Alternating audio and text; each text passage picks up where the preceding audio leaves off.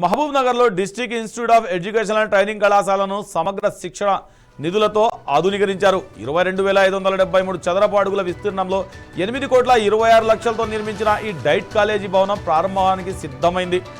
ఈ కాలేజీని ఆధునిక సదుపాయాలు అన్ని హంగులతో తీర్చిదిద్దారు. కొత్త భవనం విద్యార్థులకు త్వరలో అందుబాటులో వస్తుందని అధికారులు తెలిపారు. ఈ నూతన భవనాలను మహబూబ్ నగర్ ఎంపీ డీకే అరుణ, స్థానిక ఎమ్మెల్యే ఎన్ఎం శ్రీనివాసరెడ్డి ప్రారంభించారు.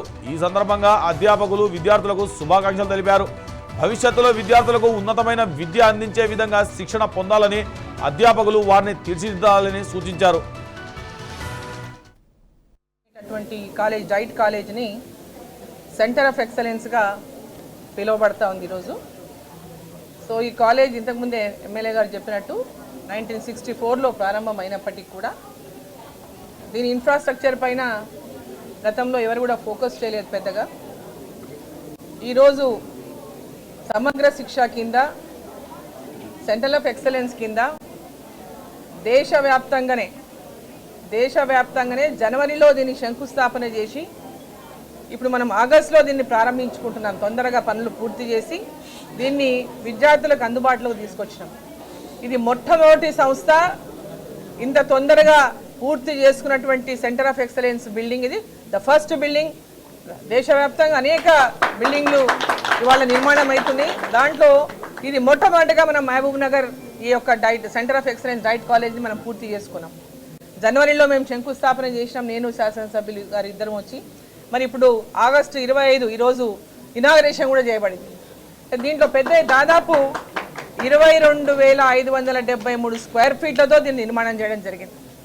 దీంట్లో కంప్యూటర్ ల్యాబ్ కానీ, అదేవిధంగా ల్యాబొరేటరీ కానీ, క్లాస్ రూమ్స్ కానీ, డిజిటల్ ల్యాబ్ కానీ, అదేవిధంగా సెమినార్ హాల్ కానీ, వీటని అకాడమిక్ బ్లాక్స్ కానీ, అడ్మినిస్ట్రేటివ్ బ్లాక్ కానీ, లైబ్రరీ కానీ, స్పెషల్ ఎడ్యుకేషన్ యూనిట్స్ కానీ, ఇట్లా ప్రత్యేకంగా కంప్యూటర్ అన్నింటిలో కూడా 100 కంప్యూటర్లు పెట్టడానికి కూడా సరిపోయేటటువంటి హాల్ని ఇక్కడ నిర్మాణం చేయడం జరిగింది.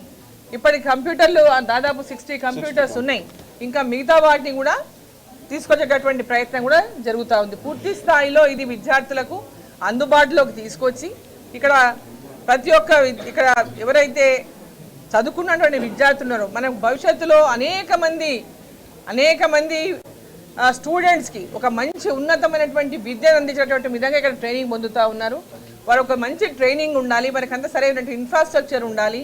విద్యార్థులకు స్ఫూర్తినిచ్చేటటువంటి విధంగా వారందరూ స్ఫూర్తిని పొంది ఆ రకమైనటువంటి విద్యను విద్యార్థులకు అందించాలంటే ఒక క్వాలిటీ ఎడ్యుకేషన్ని మీరు అందించేటటువంటి విధంగా ఈ యొక్క కాలేజ్ సెంటర్ ఆఫ్ ఎక్సలెన్స్ని తీర్చిదిద్దాలనేటటువంటి ఒక ఆలోచనతో కేంద్ర ప్రభుత్వం మరి అదేవిధంగా రాష్ట్ర ప్రభుత్వం కూడా దీంట్లో షేర్ ఉంది. కాబట్టి 2 ప్రభుత్వాలు కూడా కలిసి ఈరోజు విద్య పట్ల ఉన్నటువంటి ఈ యొక్క డైట్ కాలేజీని బ్రహ్మాండంగా తీర్చిదిద్దాలి. దీని ద్వారా అనేక మంది శిక్షణ పొందుతున్నటువంటి వారు భవిష్యత్తులో అనేక మంది విద్యార్థులకు మంచి శిక్షణ ఇవ్వాలనేటటువంటి లక్ష్యంతో ఈరోజు సెంటర్ ఆఫ్ ఎక్సలెన్స్ని మరి కేంద్ర ప్రభుత్వం